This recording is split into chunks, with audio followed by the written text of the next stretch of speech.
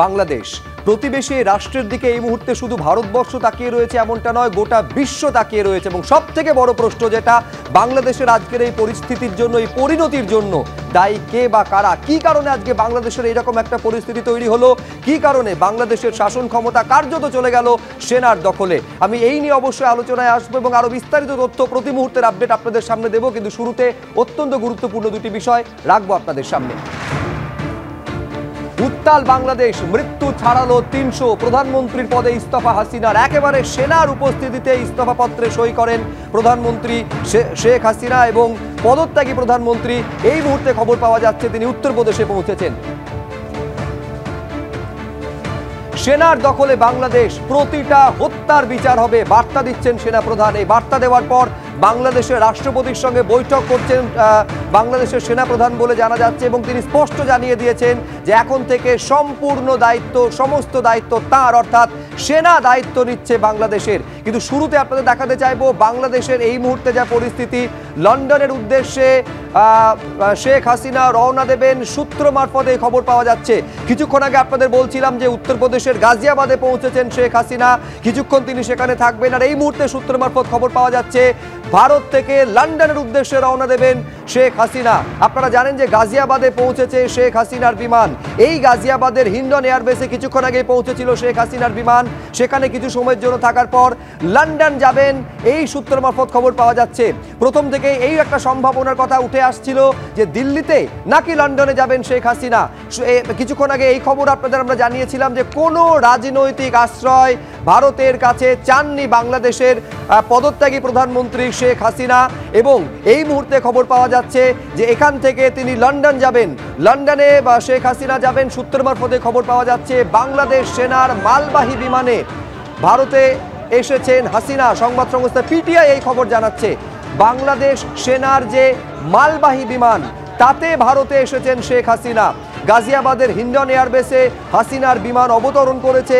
কিছু সময়ের জন্য ভারতে শেখ হাসিনা থাকবেন বলে সূত্রের খবর এবং এখান থেকে তিনি লন্ডন যাবেন বলে জানা যাচ্ছে। এবং এটাও শেখ হাসিনা কোনো রাজনৈতিক আশ্রয় ভারতের কাছে চাননি বলে সূত্র মারফত জানা যাচ্ছে। কিন্তু বাংলাদেশের এই মুহূর্তে কি পরিস্থিতি আমরা জানবো, সরাসরি কথা বলবো বাংলাদেশের সাংবাদিক জুয়েল আনন্দের সঙ্গে। জুয়েল, এইটা আমাদের জানা যে বাংলাদেশে এই মুহূর্তে কি পরিস্থিতি, তার কারণ সেনা একেবারে সাংবাদিক বৈঠক করে জানিয়েছে যে তারা দায়িত্ব নিচ্ছে। দায়িত্ব নেওয়ার পর কি পরিস্থিতি এখন বাংলাদেশ জুড়ে?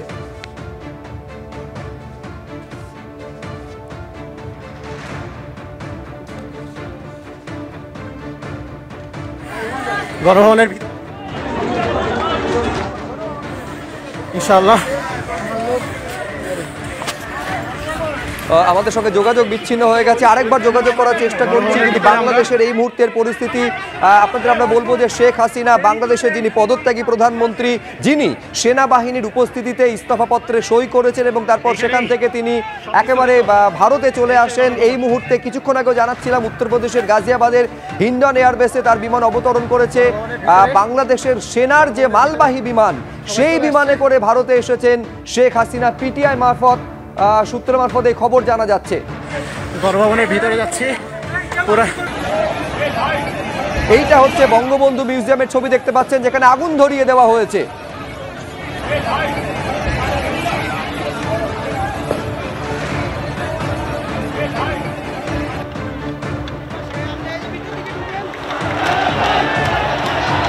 একদিকে বিক্ষোভের ছবি দেখছেন আর এখন একেবারে উৎসবের ছবি আপনারা দেখতে পাচ্ছেন বাংলাদেশের রাজপথে।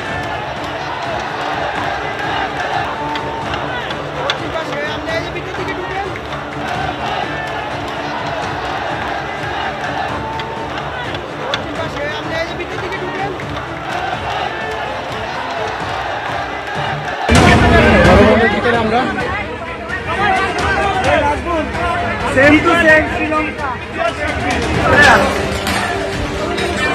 শুধু কাজ আর কাজ আপনারা দেখতে পাচ্ছেন।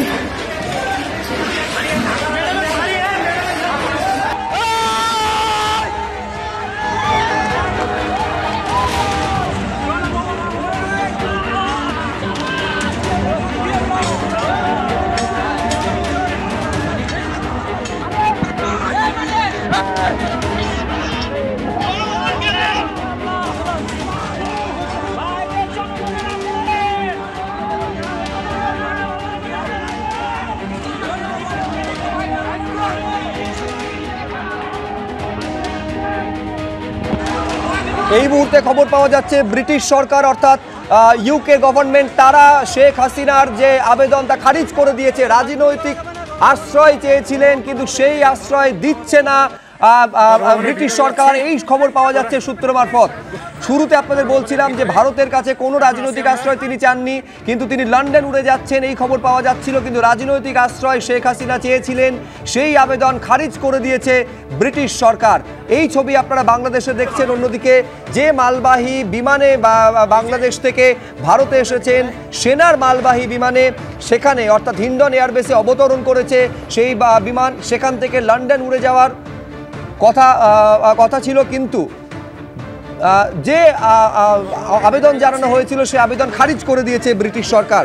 আমি এইখানে সরাসরি আলোচনার মধ্যে আসতে চাইবো গ্রুপ ক্যাপ্টেন আর কে দাসের কাছে। আমি এইখানে আসতে চাইছি। আমি গ্রুপ ক্যাপ্টেন দাস এইটা আপনার থেকে জানতে চাইছি যে এই রকম একটা পরিস্থিতি আমরা যখন দেখছি যে একেবারে যে বাংলাদেশে প্রধানমন্ত্রীর বাসভবনে বিক্ষোভকারীরা যাচ্ছে, ঠিক মনে পড়ে যাচ্ছে শ্রীলঙ্কার কথা। ঠিক যেভাবে শ্রীলঙ্কার তৎকালীন প্রেসিডেন্ট গোটাবায়া রাজাপাকসের বিরুদ্ধে আন্দোলন যেরকম জায়গায় পৌঁছেছিল, রাষ্ট্রপতি ভবন শ্রীলঙ্কার তারা কার্যত দখল করে নিয়েছিল, কার্যত তারই পুনরাবৃত্তি যেন এখানে হচ্ছে বলে মনে হচ্ছে। কি কারণে আপনার মনে হয় যে এইরকম একটা পরিস্থিতি প্রতিবেশী রাষ্ট্রে আমরা দেখছি?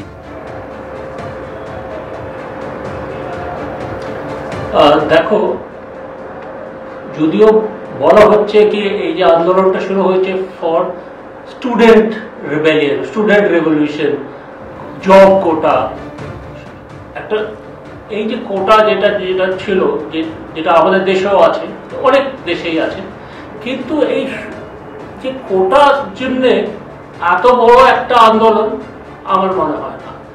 এই পুরো যে পুরো দেশ জুড়ে যে একটা ইন্টারনাল একটা কি বলবো একটা অরাজকতার সৃষ্টি হয়েছে,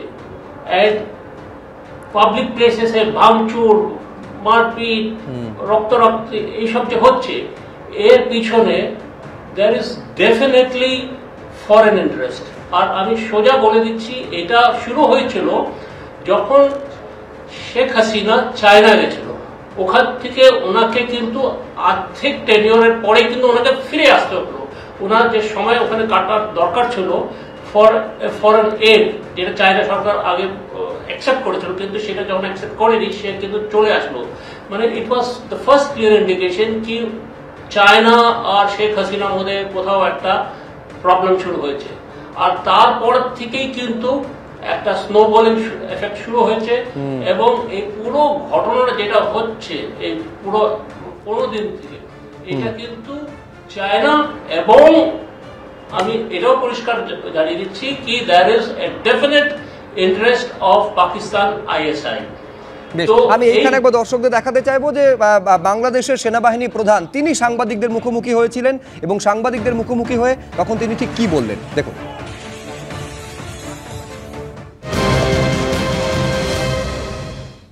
আপনারা সেনাবাহিনীর প্রতি আস্থা রাখেন, সশস্ত্র বাহিনীর প্রতি আস্থা রাখেন। আমি সমস্ত দায়িত্ব নিচ্ছি, আপনাদের জানমাল, এবং আপনাদেরকে আমি কথা দিচ্ছি যে আপনারা আশাহত হবেন না। এই ভাঙচুর, হত্যা, মারামারি, সংঘর্ষ এগুলো থেকে বিরত হন। সংঘাতের মাধ্যমে আমরা আর কিছু অ্যাচিভ করতে পারবো না, আর কিছু আমরা পাবো না। প্রতিটা হত্যার বিচার করা হবে, প্রতিটা অন্যায়ের বিচার হবে। আমরা আজকে সুন্দরভাবে কথা বলেছি, সমস্ত দলের প্রধান দলের নেতারা এখানে উপস্থিত ছিলেন। আমি ওনাদের ইনভাইট করেছিলাম এখানে। ওনারা ভেরি নাইস অফ দেম যে ওনারা এসেছেন, অ্যান্ড আমরা একটা সুন্দর আলোচনা করেছি, এবং এই আলোচনাটা ফলপ্রসূ হবে বলে আমি মনে করছি, এবং আমরা একটা সুন্দর একটা ইন্টারিম গভর্নমেন্ট ফর্ম করে আমরা দেশ পরিচালনা করব। মাননীয় প্রধানমন্ত্রী পদত্যাগ করেছেন না, এটা খুব আর্লি স্টেজ। আমরা যাব মহামান্য রাষ্ট্রপতির সাথে যে আলাপ আলোচনার মাধ্যমে এটা আমরা করব। আজকে এখানে জামাতের আমির ছিলেন, আমাদের বিএনপির শীর্ষস্থানীয় নেতৃবৃন্দ এখানে ছিলেন, জাতীয় পার্টির নেতৃস্থানীয় নেতৃবৃন্দ এখানে ছিলেন। এখানে আওয়ামী লীগের কেউ ছিল না, আওয়ামী লীগের কেউ ছিল না। আন্তর্জাতিক সম্পর্ক বিশেষজ্ঞ কিংশুক চট্টোপাধ্যায়ের কাছে আমি এইখানে আসতে চাইব। কিংশুকবাবু, বলা হয় নাকি পৃথিবীতে এমন কোনো সমস্যা নেই আলোচনার মাধ্যমে যার সমাধান বেরোয় না। যখন এই ছাত্র আন্দোলন ক্রমশ পুঞ্জীভূত হচ্ছে, ঘনীভূত হচ্ছে, তখন একেবারে আলোচনার পথে তাদের বক্তব্য সংবেদনশীলতার সঙ্গে না শুনে তারা এই অভিযোগ করে থাকেন যে কার্যত পুলিশকে রাস্তায় নামিয়ে দেওয়া হয়েছে, বন্দুকের সামনে তাদের ফেলে দেওয়া হয়েছে। এই ছবি তো রীতিমতন ভাইরাল হয়েছিল যে জাতীয় পতাকা হাতে একজন ছাত্র দুহাত তুলে বলছে গুলি করো যদি ক্ষমতা থাকে আমাকে। আমি বলছি এই রকম একটা পরিস্থিতি কি কোথাও? তার মধ্যে আবার শেখ হাসিনার এই মন্তব্য যে আমি সংরক্ষণ কি মুক্তিবাহিনীর জন্য রাখবো নাকি যারা রাজাকার তাদের জন্য দেবো, মানে কোথাও যারা আন্দোলন করছে তাদের রাজাকার বলে সম্বোধন করা। কোথাও কি মনে হচ্ছে এই আন্দোলন এই পরিস্থিতিতে সেটা আগুনে ঘি ঢেলেছে এবং যার জন্য আজকে এই পরিণতি বাংলাদেশে আজকে দেখতে হচ্ছে, শেখ হাসিনাকে দেশ ছাড়তে হচ্ছে?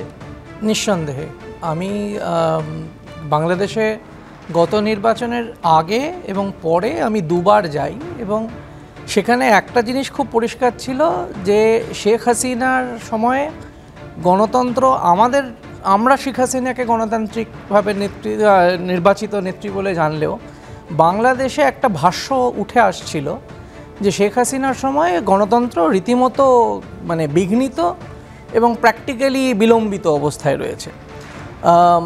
এবং আওয়ামী লীগ ধীরে ধীরে যেভাবে সরকারি রাষ্ট্রযন্ত্র যেভাবে দখল করছিল বলে অভিযোগ উঠছিল, আওয়ামী লীগের জনপ্রিয়তা বিশালভাবে মানে ক্ষতিগ্রস্ত হচ্ছিল।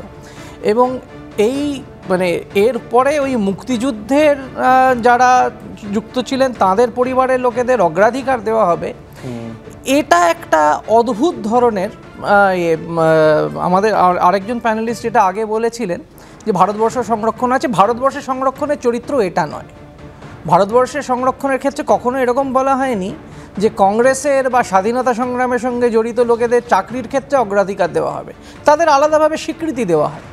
কিন্তু মানে অর্থনৈতিক যে মানে সম্ভাবনা যেগুলো রয়েছে সেগুলো একটা রাজনৈতিক মতাবলম্বীদের ক্ষেত্রে অগ্রাধিকার দেওয়া হবে, এটা কিন্তু গণতন্ত্রকে ক্ষুণ্ণ করাই হচ্ছিল। এখন মানে এটা অনেকে বলছেন যে বিচারের আদালতের আদেশ অনুসারে, এবং অনেকে বলছেন বিশেষ করে যারা ওখানে আওয়ামী লীগের সমালোচক তারা বলছেন আদালত তো সরকারের হয়ে কথা বলছে, কেননা রেজিম ক্যাপচার বলে যে ধারণাটা পলিটিক্যাল সায়েন্সে রয়েছে সেটা বাংলাদেশের ক্ষেত্রে পরিষ্কার দেখা যাচ্ছিল। হাসিনার জনপ্রিয়তা হারাচ্ছিলেন। হাসিনার ক্ষেত্রে মানে ভারতের রাজনৈতিক পরিপ্রেক্ষিতে হাসিনার একটা আলাদা গুরুত্ব আছে। হাসিনা বঙ্গবন্ধুর সন্তান বলে তার প্রতি ভারতীয়দের একটা আলাদা সিম্প্যাথির জায়গা আসে। কিন্তু বাংলাদেশে যারা রয়েছেন তারা আওয়ামী লীগের এই ক্ষমতা কুক্ষিগত করে রাখার যে প্রবণতাটা দেখা দিয়েছিল গত 10 বছরে, সেটাতে তারা অত্যন্ত আনপপুলার হয়ে উঠছিল। এবং এটা একটা ব্যাকল্যাশ, মানে যেটা আপনারা অনেকেই বলছেন যে এটা ছাত্র আন্দোলন, এরকম হয় না। একদম ঠিক, ছাত্র আন্দোলন দিয়ে শুরু হয়েছে, কিন্তু ছাত্র আন্দোলনে সীমিত থাকেনি। এবং যারা রাজনৈতিক মঞ্চে এসে হাসিনাকে নির্বাচনের মাধ্যমে পর্যদস্ত করতে পারেননি, কেননা সরকারের রাষ্ট্রযন্ত্র পুরো সরকারের অনুকূলে ছিল, তারা এই সুযোগটা নিয়েছে। সাধারণত সমাজ বিপ্লব বা রাজনৈতিক বিপ্লব অভ্যুত্থান এইভাবে হয়।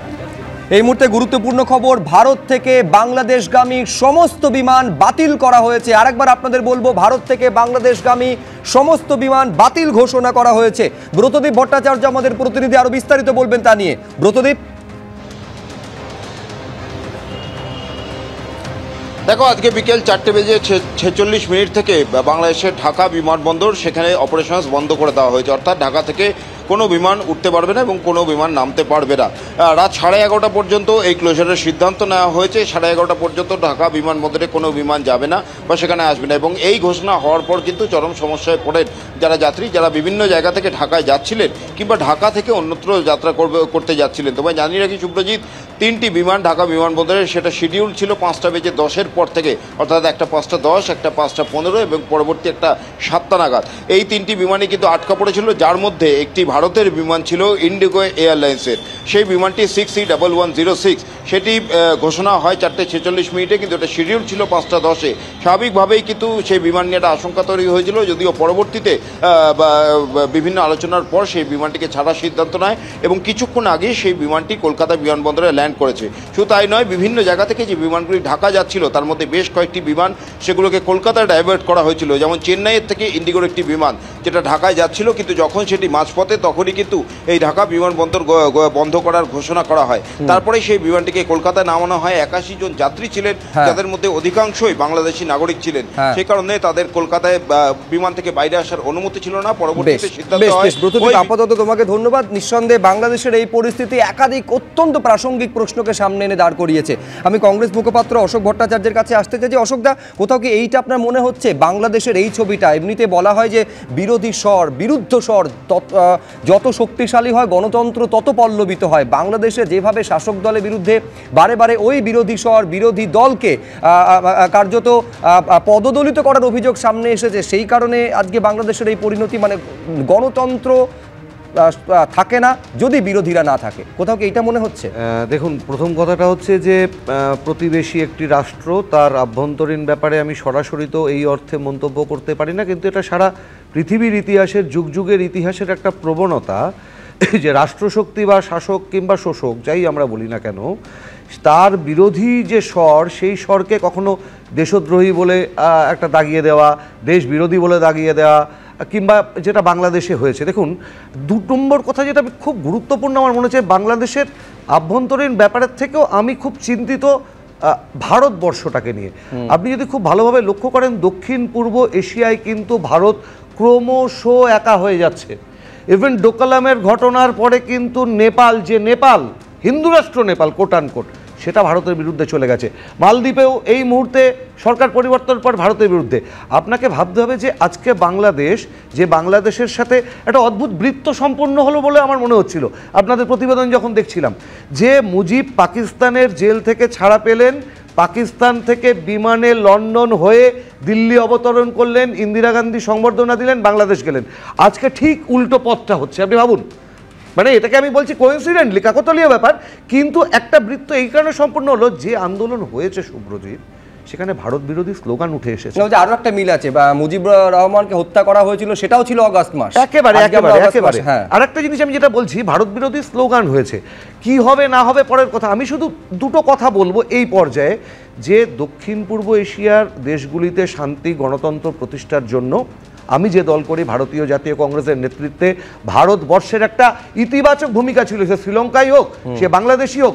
আমার বারবার করে যেটা মনে হচ্ছে যে এক্ষেত্রে ইন্দিরাজির মতন একটি বলিষ্ঠ নেতৃত্বের অভাব আজকে সামগ্রিক দক্ষিণ পূর্ব এশিয়া অনুভব করছে, যেটা কিন্তু একটা খুব বিপদ সংকেত। ভারত থেকে লন্ডনের উদ্দেশ্যে রওনা দেবেন শেখ হাসিনা। কূটনৈতিক সূত্রে এই খবর পাওয়া যাচ্ছে, বাংলাদেশ সেনার যে মালবাহী বিমান তাতে ভারতে এসেছেন শেখ হাসিনা, জানাচ্ছে সংবাদ সংস্থা পিটিআই। এবং গাজিয়াবাদের হিন্ডন এয়ারবেসে হাসিনার বিমানের অবতরণ হয়েছে। কিন্তু বাংলাদেশে এই মুহূর্তে কি পরিস্থিতি? বাংলাদেশের সাংবাদিক জুয়েল আনন্দ এই মুহূর্তে আমাদের সঙ্গে রয়েছেন। জুয়েল, এইটা আমাদের জানান যে কি অবস্থা এই মুহূর্তে বাংলাদেশ জুড়ে। এই মুহূর্তে বাংলাদেশের আওয়ামী লীগ ছাড়া যে কয়টি রাজনৈতিক দল আছে, সকল রাজনৈতিক দলকে বঙ্গভবনে যাওয়ার জন্য বলা হয়েছে। এবং আমি খবর পেয়েছি যে বিএনপির মির্জা ফখরুল এবং জামাতের আমির তারা যাওয়ার প্রস্তুতি নিচ্ছে, এবং কয়েকটি রাজনৈতিক দল ইতিমধ্যেই বঙ্গভবনে পৌঁছে গেছেন।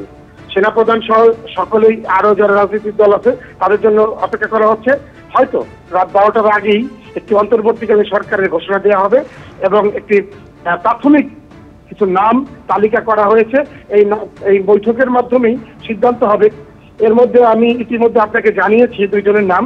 আরো 2 জনের নাম আমি ইতিমধ্যে জেনেছি, যে ব্যারিস্টার সারা হোসেন, যিনি এই কোটা বিরোধী আন্দোলনের পক্ষ হয়ে আদালতে একটি মামলা, হাইকোর্ট একটি রিট করেছিলেন, এবং সেই রিটকারী অ্যাডভোকেট সারা হোসেন, ওনার নাম শুনতে পাচ্ছি। পাশাপাশি বাংলাদেশের সাংবাদিক নুরুল হুদার নাম শুনতে পাচ্ছি, যিনি নুরুল হক, যিনি নিউ এজের সম্পাদক, তার নামও আমরা শুনতে পাচ্ছি যে অন্তর্বর্তীকালীন সরকারের মধ্যে তার নাম এসেছে। পাশাপাশি বিভিন্ন প্রশাসনিক সচিব, বিশেষ করে সচিব পদমর্যাদার 2 জনের নাম শুনতে পাচ্ছি। এখনো কনফার্ম আমি জানতে পেরেছি যে 2 জন সচিব থাকবেন এখানে, এবং আরো কয়েকজন অবসরপ্রাপ্ত সেনা কর্মকর্তাকেও এই অন্তর্বর্তীকালীন সরকারে রাখার একটা সিদ্ধান্ত হচ্ছে। জুয়েল, আপনি আমাদের সঙ্গে থাকুন। আমি এইখানে দর্শকদের একবার দেখাতে চাইবো যে বাংলাদেশে যারা আন্দোলন করে গেছেন, যারা বিক্ষোভ করে গেছেন, আজকে যখন শেখ হাসিনা তিনি বাংলাদেশ ছেড়ে এই মুহূর্তে গাজিয়াবাদে রয়েছেন বলে জানা যাচ্ছে, উত্তরপ্রদেশের গাজিয়াবাদে, সেখানে যারা আন্দোলন করে গেছেন এতদিন ধরে, আজকে যে আন্দোলনে তারা জয় বলে মনে করছেন, তারা কি বলছেন দেখুন। We are getting what we deserve, what 16 crore or 18 crore people of this country deserves. Everyone is happy, everyone is cheerful, everyone is celebrating the Sarkar Patan. This has to be a historical day. This is not just the end of the tyrant Sheikh Hasina. With this, we put an end to the mafia state that she has created. We put an end to the corporate kleptocracy that she has started. We don't want a military government. What we need is a civilians charter. We need a civilians government, and we are going to ensure it. আমি এখানে গদাধর চট্টোপাধ্যায়ের কাছে আসতে চাইবো। গদাধরবাবু, কি মনে হচ্ছে বাংলাদেশের এই মুহূর্তে যা পরিস্থিতি? কিছুক্ষণ আগেই বাংলাদেশের সাংবাদিক যেটা জানাচ্ছিলেন যে বাংলাদেশে যে প্রধানমন্ত্রীর বাসভবন, সেইখানে সম্ভবত একটা অত্যন্ত গুরুত্বপূর্ণ বৈঠক হতে চলেছে। তো যেদিকে যাচ্ছে বাংলাদেশ ভারতের দৃষ্টিকোণ থেকে, একেবারে পার্শ্ববর্তী রাজ্য হিসাবে পশ্চিমবঙ্গের দৃষ্টিকোণ থেকে কতটা গুরুত্বপূর্ণ বা আপনার নজরে উদ্বেগজনক বলে মনে হচ্ছে? দেখুন, সবথেকে বড় যে কথাটা হচ্ছে ছাত্র আন্দোলনের নামে যেটা হলো, এবং যাতে ওদের টার্গেট যেটা ছিল, 7টা ডিমান্ড ছিল ওদের। They had 7 demands. Number 1 demand হচ্ছে হাসিনাকে দেশ থেকে পদচ্যুত করা। They have been successful. Hasina resign করেছে এবং দেশ ছেড়ে চলে গেছে। আরও 6টা ডিমান্ড এখন আছে, এবং আরেকটা ডিমান্ড অ্যাড হয়েছে, কারণ 300 মতো ছাত্র ওখানে মৃত্যুবরণ করছে। 9টা দাবি ছিল, যাই হোক বলুন। হ্যাঁ, ওটা নিয়ে মানে 7 আর প্লাস ওদের 9টা, টোটাল 9টা ডিমান্ড, যে ডিমান্ডগুলো আছে। এবং এখানে যেটা মেন যে ডিমান্ডটা ওদের হচ্ছে, যেটা দেখছেন যে এই যে মেন যেটা বলছে জামাত ইসলামী বাংলাদেশ, যেটাকে ব্যান্ড অর্গানাইজেশন, যেটাকে হাসিনা গভর্নমেন্ট ব্যান্ড করেছিল, এবং তার যে ইসলামিক ছাত্র শিবির, এই দুটো কিন্তু ব্যান্ড অর্গানাইজেশন ইন বাংলাদেশ। কিন্তু এবং এখানে দেখবেন যখন শাহবাগ আন্দোলন হয়েছিল, তখন কিন্তু দেখবেন সেই পরিপ্রেক্ষিতে 14 জনের ফাঁসি দিয়েছিল। 14 জন Jamaat leaders they were hanged in Bangladesh. এবং এই যে তখন থেকে যদি ক্রমাগতভাবে দেখতে থাকেন, এই যেটা এখন উঠে আসছে যে আওয়ামী লীগ গ্র্যাজুয়ালি দেখা যাচ্ছে একটা ষড়যন্ত্রের দিকে এগিয়ে গেছে, এবং এই ষড়যন্ত্রটাকে ক্যাপচার করেছে এই সব। বিএনপি কিন্তু পিকচারে ছিল না। বিএনপি কিন্তু পরে দেখা যায় জামাতের সাপোর্টে, জামাত এবং আদার উগ্রবাদী ওখানে যেসব দলগুলো আছে, প্লাস এদের পিছনে যেটা আছে বারবার যেটা আপনারা মনে রাখবেন যে আপনার ISI পাকিস্তান বাংলাদেশে বড় ঘাঁটি আছে, ওদের একটা বড় ঘাঁটি আছে। এবং আমরা যেটা পর্যালোচনা করে দেখছি এখন, যারা সবাই জানেন যে চায়না কিন্তু বাংলাদেশে ইনরোড নিয়ে নিয়েছে অলরেডি, সাইলেন্টলি বাংলাদেশে অনেক প্রজেক্ট কিন্তু ওরা করেছে, এবং বাংলাদেশে শেখ হাসিনার সঙ্গে একটা মোটামুটি জায়গায় এসে গেছিল ওরা। আমি বলছি আপনি এটা বলতে পারেন যে এখন যে আন্দোলন, সেখান থেকে অন্য রাজনৈতিক দলগুলো সুবিধা পাওয়ার চেষ্টা করেছে, কিন্তু আপনি এইটাকে তো কোনোভাবে জাস্টিফাই করা যায় না যে বন্দুকের সামনে ওই আন্দোলন যারা করছে তাদের দাঁড় করিয়ে দেওয়া এবং নির্বিচারে গুলি করে একের পর এক প্রাণ কেড়ে নেওয়া। এইটা হচ্ছে বড় প্রশ্ন। এটা complete failure on the part of Hasina government. Hasina government কিন্তু এটাকে ঠিকমতো ট্যাকেল করতে পারলো না। হাসিনা গভর্নমেন্ট ট্যাকেল করতে পারলো না বা হাসিনার এই অবস্থা। কিন্তু এর পরিপ্রেক্ষিতে যে আপনাদের ইন্ডিয়া যে পরিপ্রেক্ষিত, যে এখন আওয়ামী লীগের উপর যেই আক্রমণটা হবে, আওয়ামী লীগ লিডার এখন বাংলাদেশ থেকে ইন্ডিয়াতে আসার চেষ্টা করবে, নাম্বার 1। নাম্বার 2, যে 3 to 4% যে হিন্দু এখনও বেঁচে আছে বাংলাদেশে, তাদের কিন্তু বাংলাদেশে থাকার খুব মুশকিল হয়ে যাবে। বেশ, আমি এইখানে দর্শকদের দেখাতে চাইবো বাংলাদেশের সাহিত্যিক মাসুদ আহমদ, যিনি সেরা বাঙালি সম্মানে ভূষিত হয়েছেন। বাংলাদেশের পরিস্থিতি নিয়ে তিনি কি বলছেন, মাসুদ আহমদের বক্তব্য। কৃষ্ণেন্দু অধিকারী আমাদের প্রতিনিধি কথা বলেছেন তার সঙ্গে, দেখুন। বাংলাদেশে আজকে যা ঘটে গেল, এটা আসলে হওয়ার কথা ছিল, কিন্তু এত রক্তপাত, এত সহিংস ঘটনার মধ্য দিয়ে যে ঘটবে সেইটা কেউ ভাবতে পারেনি। হ্যাঁ, এবং গণ অভ্যুত্থান কখনো ঠেকানো যায় না। চাকরিতে কোটার যে একটা লিমিটেশন ছিল, 54% কোটা ছিল, সেখানে মেধাবী ছাত্ররা চাকরিতে সুযোগ পাচ্ছে না। সুশাসন, গণতন্ত্র এগুলোর এতটাই মানে ঘাটতি দেখা গেছে, মানুষ ভোট দিতে পারেনি।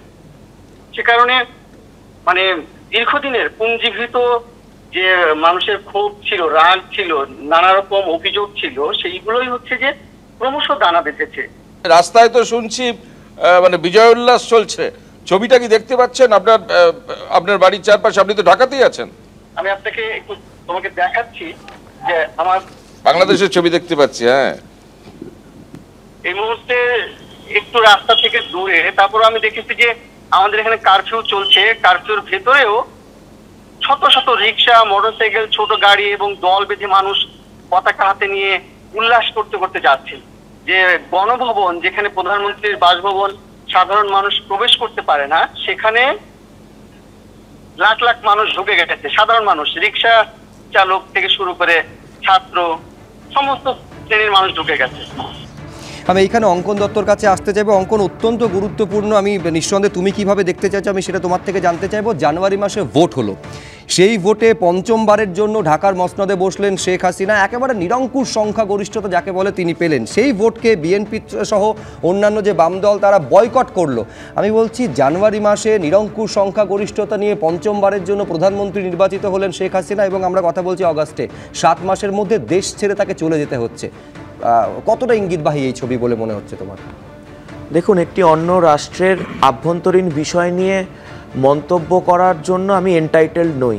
একজন দলীয় মুখপাত্র হিসেবে আমি অন্য রাষ্ট্রের ভোট, অন্য রাষ্ট্রের নির্বাচন, অন্য রাষ্ট্রের প্রধানমন্ত্রীর পদত্যাগ এগুলো নিয়ে এতটা বলার আমার সেই যোগ্যতা নেই। কিন্তু যেটা আমার ক্ষেত্রে একদম মানে খুব অ্যালার্মিং সিচুয়েশন যেটা লাগছে, সেটা হচ্ছে, যেটা বিরোধী দলনেতা আজকে পয়েন্ট আউটও করেছেন, যে একটা ছাত্র আন্দোলন ছিল ছাত্রদের দাবি নিয়ে, সেই আন্দোলন থেকে হঠাৎ কি স্লোগান উঠতে শুরু করলো? ভারত বিদ্বেষী, ও দেশের নিরিখে সংখ্যালঘু বিদ্বেষী স্লোগান উঠতে শুরু করলো। এবং আমরা যেটা দুর্ভাগ্যজনকভাবে দেখলাম যে একটা ছাত্র আন্দোলন হচ্ছে, একটা ধরে নিলাম শেখ হাসিনার বিরুদ্ধে আন্দোলন হচ্ছে। আজকে দেখুন ধারাবাহিকভাবে, আজকে যখন থেকে শেখ হাসিনা পদত্যাগ করলেন, ধারাবাহিকভাবে একটার পর একটা হিন্দু মন্দির আক্রান্ত হচ্ছে, হিন্দুদের বাড়িঘর জ্বালানো হচ্ছে, যেটা নিয়ে এখানেও এই আলোচনার টেবিলে অনেকে এটাকে পয়েন্ট আউট করলেন।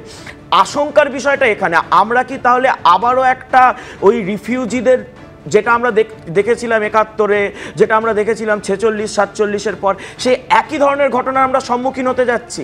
যে আবার শরণার্থী হয়ে বাংলাদেশ থেকে লাখো লাখো সংখ্যায় হিন্দু উদ্বাস্তু হয়ে আবার এই পশ্চিমবঙ্গে বা ভারতবর্ষে আসবে?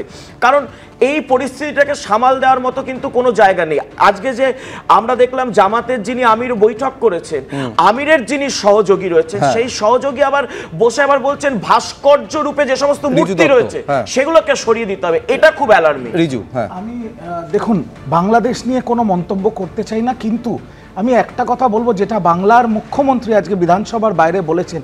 আমি এবিপির সকল দর্শককেও করজোড়ে অনুরোধ করব যে এই স্পর্শকাতর মুহূর্তে দয়া করে এমন কোনো উস্কানিমূলক, এমন কোনো সাম্প্রদায়িক বক্তব্য রাখবেন না যেখানে দেশ তথা বাংলার সম্প্রীতি বা শান্তি নষ্ট হতে পারে।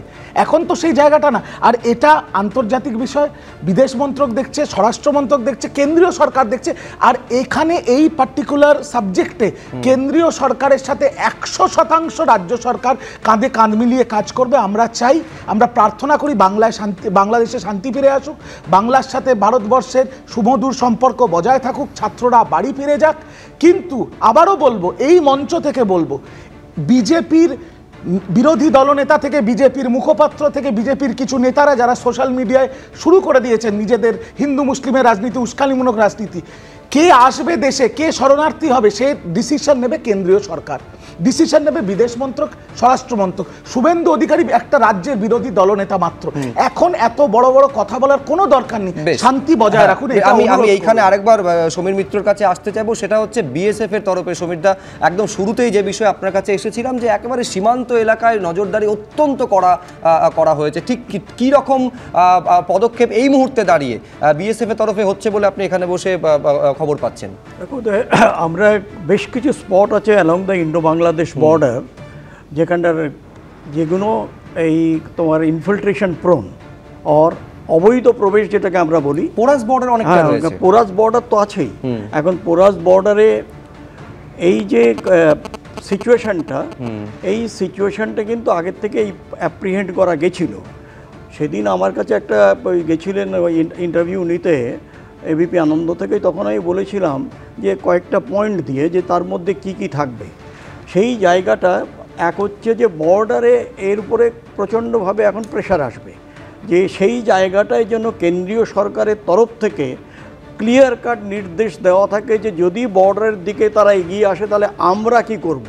একটা হচ্ছে তাদের আমরা আইনগতভাবে ঢুকতে দিতে পারি না আমাদের সামনে, তাহলে কি আইনটাই বড় হবে না মানবিকতা বড় হবে? এখন মানবিকভাবে যদি আমরা সবাইকে ঢোকাই তাহলে তার মধ্যে কে ইনফিল্ট্রেটর, কে innocent person, we do not know. সুতরাং there is the dilemma here. সেই জায়গাটাকে কিন্তু আমাদের ডিফাইন করতে হবে, কারণ আজকে দেখা গেল যিনি হয়ে আসলেন, তারপরে দেখা গেল তিনি কোনো একটা সেই জায়গায় নজরদারি এবং ডিফারেন্সিয়েট করাটা অত্যন্ত গুরুত্বপূর্ণ।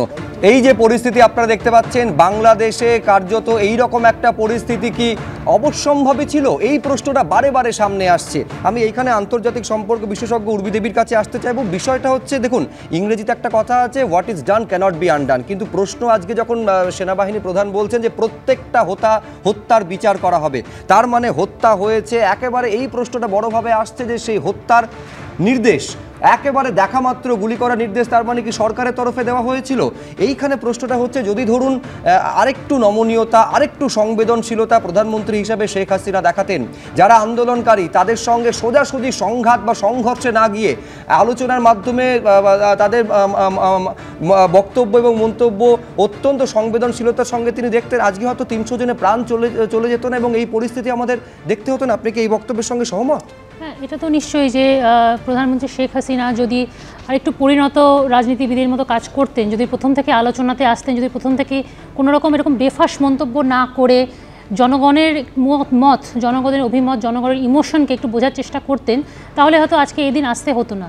কিন্তু এখন তো আর কিছু করার নেই, এখন তো মানে যা হয়ে গেছে, this milk has already been spelled, কিছু করার নেই।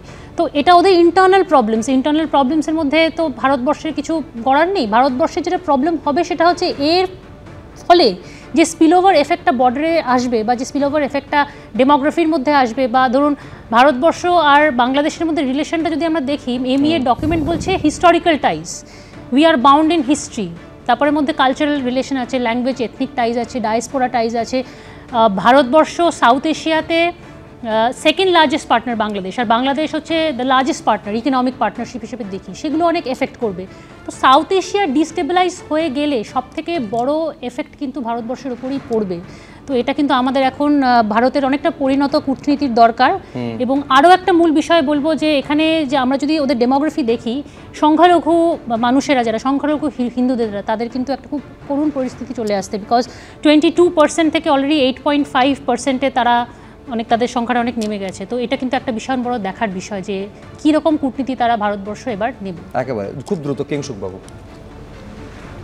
কি একই প্রশ্ন? না, আমার প্রশ্নটা হচ্ছে যে এই রকম একটা পরিস্থিতি, এক হচ্ছে ভারতের দৃষ্টিকোণ থেকে আপনি কিভাবে দেখছেন, এবং দ্বিতীয়ত হচ্ছে একটা ঘটনা, যে কোনো একটা ঘটনা তো সারা বিশ্বের কাছে মূলত যেখানে ডেমোক্রেসি রয়েছে কিছু না কিছু শিক্ষা ছেড়ে যায়। কি শিক্ষা এখান থেকে অন্তত গণতান্ত্রিক দেশগুলো নেওয়া উচিত? গণতান্ত্রিক দেশের একটাই শিক্ষা এর থেকে আসে যে পছন্দসই নেতা হলেই গণতন্ত্রকে সমর্থন করব, না হলে নয়। এই জিনিসটা অত্যন্ত ঝুঁকিপূর্ণ। ভারতবর্ষের বাংলাদেশের সরকারের সঙ্গে অত্যন্ত ভালো সম্পর্ক ছিল, কিন্তু ভারতবর্ষ হয়তো সতর্ক করতে পারতে শেখ হাসিনাকে যে উনি যে পথে চলছেন, ছাত্র আন্দোলনের সঙ্গে যুক্ত যারা, তারা পরিষ্কার বলছে এটা একটা ক্লেপ্টোক্রেসি। আওয়ামী লীগের কিছু লোক অত্যন্ত দৃষ্টিকটুভাবে হঠাৎ করে বিত্তশালী হয়ে উঠেছে কয়েক বছরের মধ্যে। এটা যেখানে সাধারণ লোক হতদরিদ্র পরিস্থিতিতে রয়েছে, বাংলাদেশে যদি দেখেন প্রচণ্ড ধনী এবং প্রচণ্ড দরিদ্র, মাঝামাঝি প্র্যাকটিক্যালি কিছু নেই, তীব্র অসাম্য বলছে, তীব্র অসাম্য রয়েছে। এরকম পরিস্থিতি থাকলে হঠাৎ করে দৃষ্টিকটুভাবে যদি কেউ সচ্ছল হয়ে ওঠে, তাতে প্রশ্ন ওঠে। এবং গণতান্ত্রিক সরকার যদি জনগণের স্বার্থে কাজ না করে দলতন্ত্রের স্বার্থে কাজ করে, তাহলে গণতন্ত্রের ভিত মানে কখনো মজবুত হয়। একেবারে নিঃসন্দেহে এইরকম একটা পরিস্থিতি কোন দিকে যাবে আমাদের নজর থাকবে, এবং ভারত টানা নজর রেখেছে এইরকম একটা পরিস্থিতিতে ভারতের দৃষ্টিকোণ থেকে গোটা বিষয় কোন দিকে যাচ্ছে একেবারে সতর্ক রয়েছে আমাদের দেশ ভারতবর্ষ, সেদিকেও আমাদের নজর থাকবে। আপাতত আলোচনা এই পর্যন্ত।